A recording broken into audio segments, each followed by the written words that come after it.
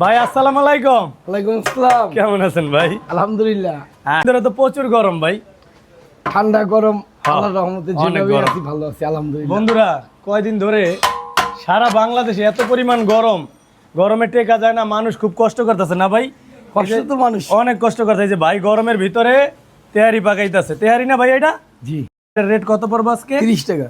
মানে আপনি তো এক লেভেলই প্রতিদিন বেচা কিনা করেন। হ্যাঁ এইটাই বেশি চলে, আর যেটা বেশি চলে ওটা বেশি রান্না করি। ভালোবাসার টানে মানুষ কোথা থেকে কোথায় আসে এটা বুঝতে হইব।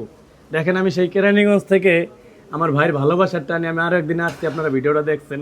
আজকেও আসলাম, ঈদের বন্ধ, বাড়িতে যাই নাই, কারণ নিয়ত করছি এবার সেলিম ভাইয়ের কাছে যাবো। বাসির সাথে একদিন ছিলাম জিঞ্জিরা হাটে, ওই দিন লাইভ করছিলাম, অনেকেই অনেকভাবে আপ্যায়ন করছে, এই জন্য সবাইকে ধন্যবাদ। আমরা ভিডিওর ভিতরে সবসময় দেখি যে আমাদের সেলিম ভাই মায়ের জন্য সবসময় কান্নাকাটি করে।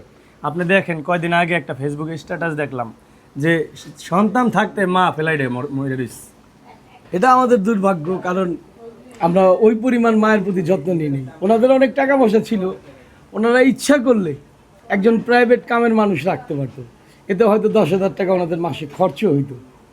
একটা প্রাইভেট মানুষ যদি উনি কাজের জন্য রাখতো ওনার মারে হেল্প করার জন্য, তাহলে এই দুর্ঘটনাটা আমরা দেখতাম না। এটা একটা দুর্ঘটনাই, সত্যি কথা বলতে। তার কয়টা বাচ্চা কাচ্চা আছে আমি সঠিক জানি না। আমরা জানি যে 3জন ছেলে আছে। যাক, 3টা ছেলে থাক কিংবা 10টা ছেলে থাক, এখানে ভুল ছেলেদেরই। কারণ ওনারা এত টাকা ইনভেস্ট করে, এত টাকা কাজ করে, এক একজন শুনছি এক এক দেশে আছে। কানাডা। তাহলে একটা কাজের লোক যদি ওনার মার জন্য উনি রাখতো, মাসে হয়তো 10,000 টাকা খরচ হইতো। এই 10,000 টাকার বিনিময়ে ওনার মাও সুস্থ থাকতো, একজন কথা বলার সাথী পাইতো। সে কাজের লোক হোক কিংবা আত্মীয় স্বজন হোক, যে কোনো একজন ওনার সাথে যদি অ্যাড করে দিত, আজকে এই দুর্ঘটনাটা আমরা দেখতাম না। 6 দিন যদি একটা মার খবর না নেয় ঈদের মধ্যে, এটা অনেক বড় একটা দুর্ঘটনা, দুর্কপাল। যাই হোক, আসলাম ভাইয়ের কাছে, ভাইয়ের কথা শুনলাম। আসলে ধনী হইলি মন হয় না মানুষের তো পরিশ্রম করি, আমরা পরিশ্রম করি, পয়সা কম রোজগার করি, কিন্তু সুখে আছি, তো ভাই হ্যাপি।